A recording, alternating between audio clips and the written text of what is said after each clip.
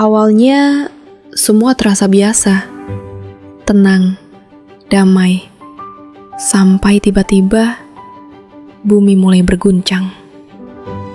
28 Maret 2005, gempa besar mengguncang Nias.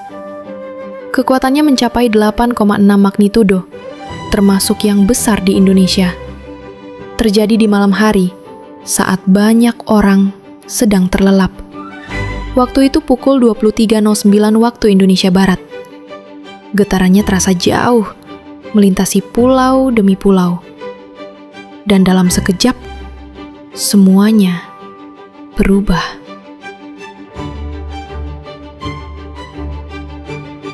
Bangunan runtuh dalam hitungan detik.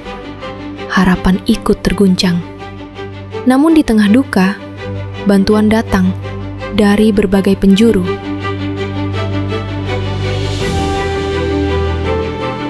Tragedi ini mengingatkan kita, kesiapan bisa menyelamatkan. Yuk share video ini, biar makin banyak yang ingat dan lebih waspada.